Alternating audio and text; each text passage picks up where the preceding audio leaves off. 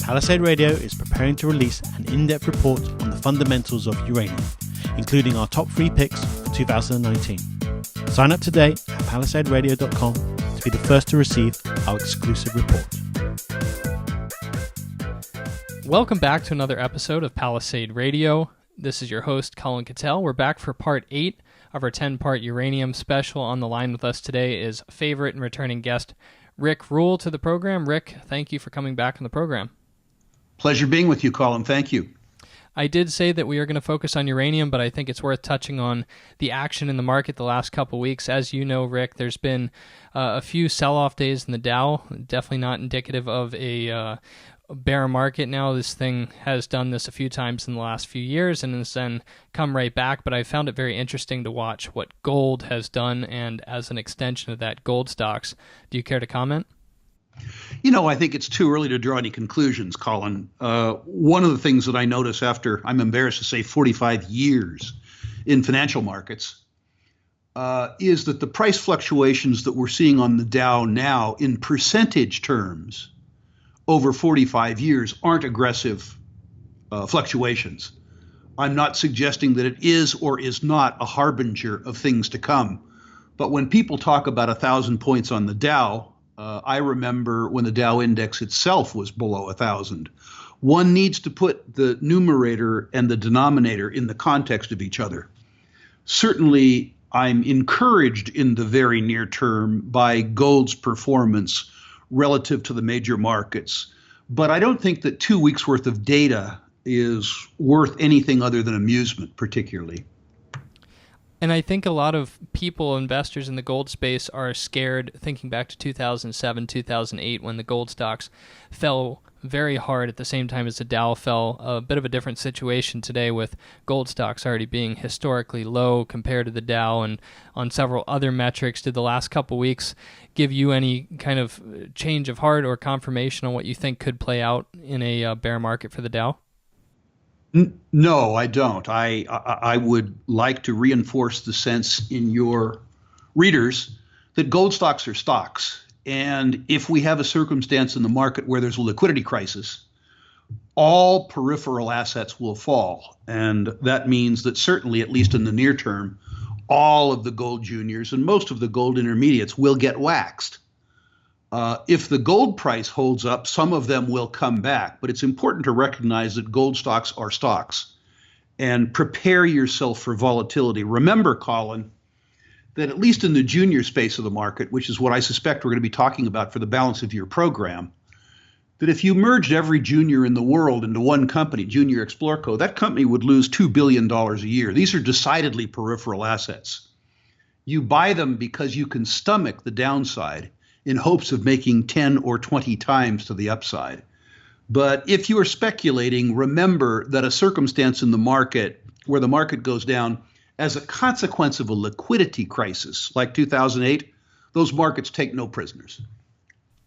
So let's shift over to uranium. Rick, there's a lot of people that are, let's say, optimistic experts in the space that think that the bullish case for uranium is starting to get to the now point. Everything's kind of lining up. There's been the obvious cuts from Cameco and out of Kazakhstan. There's also been a bit of upward movement in the uranium price, however, nothing that's been a drastic move. What is your feeling overall on timing for the uranium market? I'm optimistic, but I don't see any near-term relief. I wouldn't be buying uranium juniors that were not well funded unless I personally were willing to change their funding status. I believe that any upside in the uranium price, and by the way, I believe that upside in the uranium price is absolutely inevitable, but I don't see an upside in the uranium price for 18 months pending the pace of Japanese restarts. If you look out 2 to 3 years, the pace of new Chinese, in particular Chinese construction, takes care of the demand deficit. But in the near term, which it seems that most speculators focus on, what matters is the pace of Japanese restarts. What I think is important for your listeners to understand, particularly the younger ones, is that when uranium begins to move, the upside in these stocks is incredible. And the fact that you had to wait 18 months or 2 years suddenly becomes a laughably small expense. If you dial the discussion back to the year 2000, there were only 5 juniors left in the uranium space after an 18-year long bear market. And in 2001, 2002, when the uranium bull market got started, the worst of the 5 uranium juniors moved 22-1. The best of the juniors, Paladin, went from 10 cents to $10. Now, that's instructive because there are a lot of people who remember that last market in uranium. And while this market is in no immediate danger of moving, if it does, the memory of the last market, I think, will propel buying into the uranium juniors in a dimension that we haven't seen in resource markets probably since the last uranium bull market. So what I'm saying is that I think you're going to have to wait for your reward.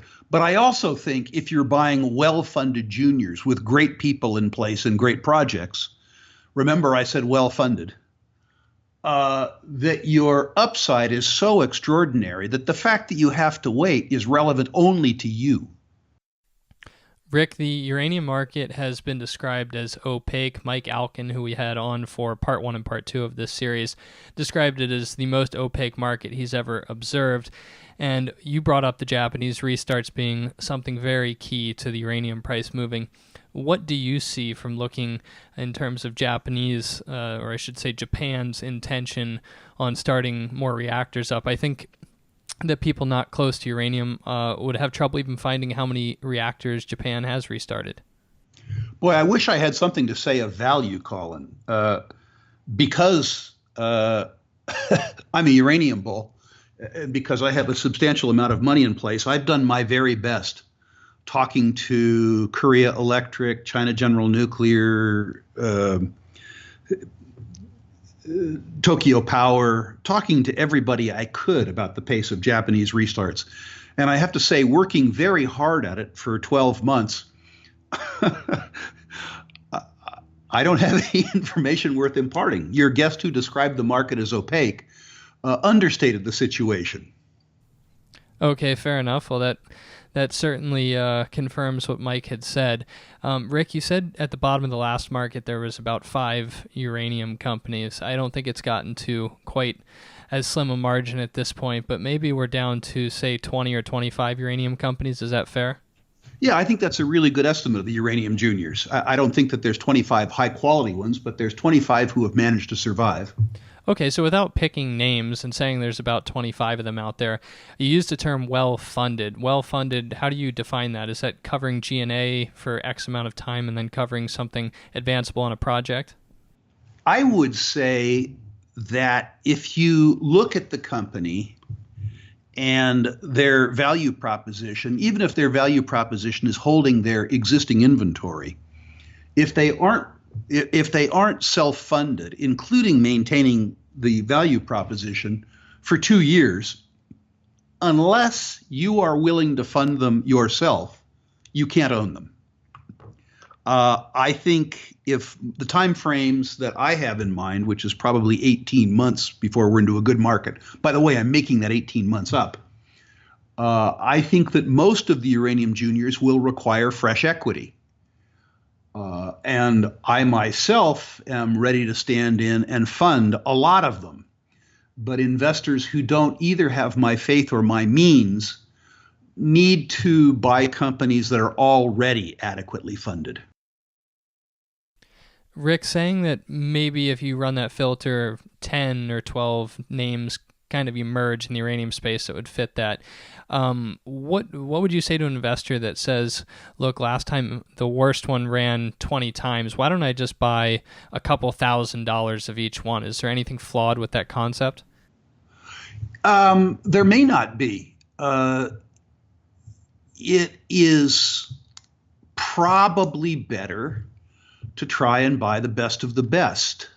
One of the things that you find in a universe of 25 is that there are 5 or 6 of them that are uranium plays in the sense that uranium is in the name of the company on the share certificate.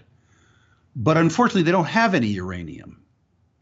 Or they don't have any uranium that is economically feasible at a price that one could forecast, which is to suggest that despite the fact that the number of entrants in the uranium space has fallen from almost 500 to down to somewhere like 25, in order to be able to buy with reckless abandon, the space would have to fall by half again.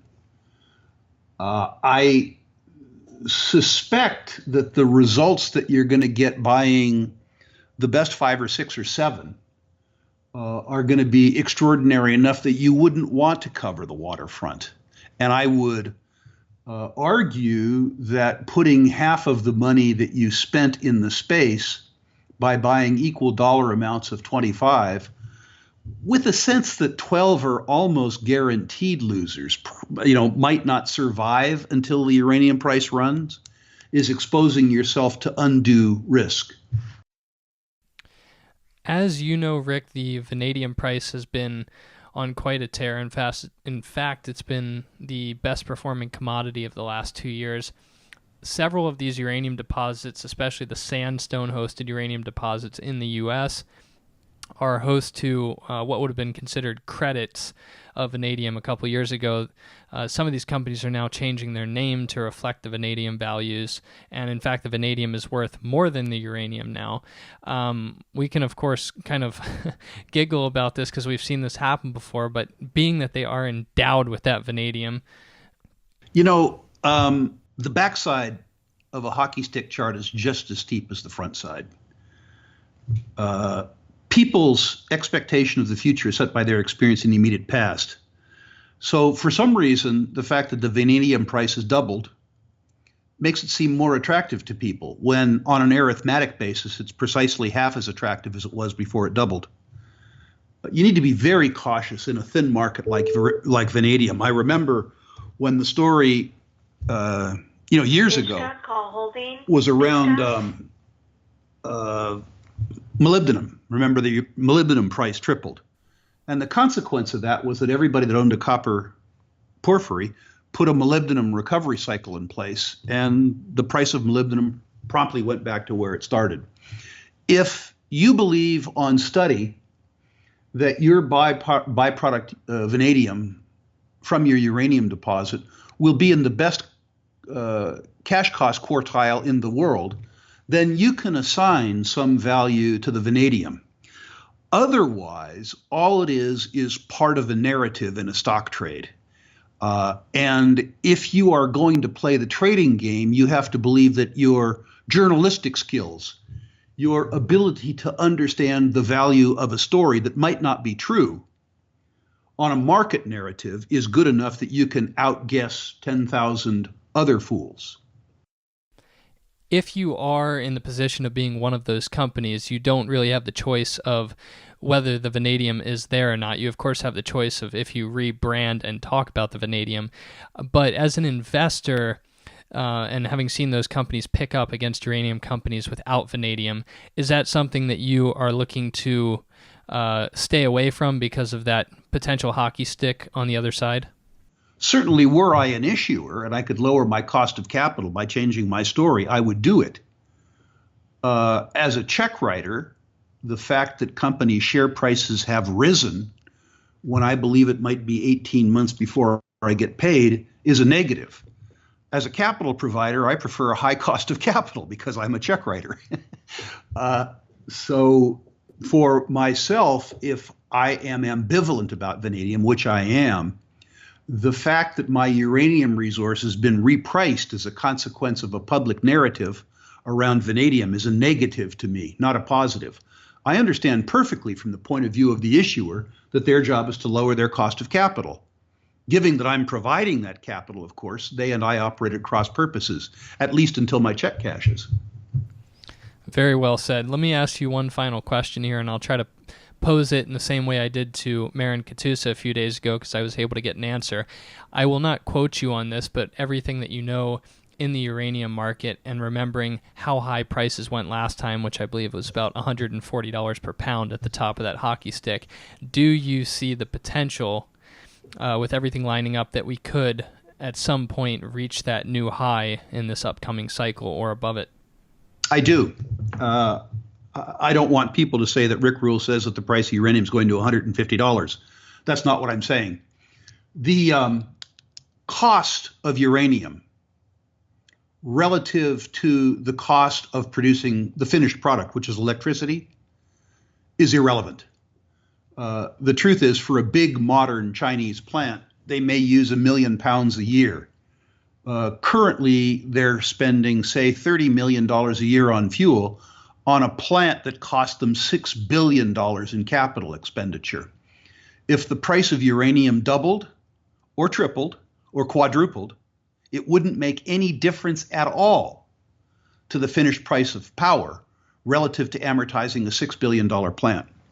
The price of uranium has to go up because the industry is losing money on every pound it produces. The price of uranium can go up because the price of uranium is almost irrelevant in terms of the cost of the product that the nuclear power plant produces. Your listeners, I think if they're considering uranium investment, Colin, if I might answer a question that you didn't ask, need to focus on one key fact. In the United States, where nuclear power is unpopular, and where as a society we allegedly are wealthy enough to afford many kinds of power, nuclear power still provides 15% of baseload capacity in the United States. The International Energy Agency suggests that the total cost to produce a pound of uranium, including cost of capital and importantly prior year write-downs, approaches $60 a pound. So the industry makes the stuff for $60, admittedly fully loaded, not cash cost, and they sell it for $27, losing in excess of $30 a pound, and of course trying to make it up on volume. What your listeners need to ask themselves is 5 years from now or 6 years from now, which of two events is going to occur? Because in the United States, either the lights will go out or the price of uranium will go up. Those are the only two alternatives. So your listeners need to ask themselves whether they have 5 years to be right. And if the answer to that is yes, whether the lights are going to go out or whether the price of uranium is going to go up. Ultimately, the decision is that simple. Perfect. Well, on that note, Rick, thank you for coming back on the program, and we'll try to get back to our monthly schedule that we were maintaining before, so we'll try to get you back on sometime in November. I look forward to it, sir. Thank you.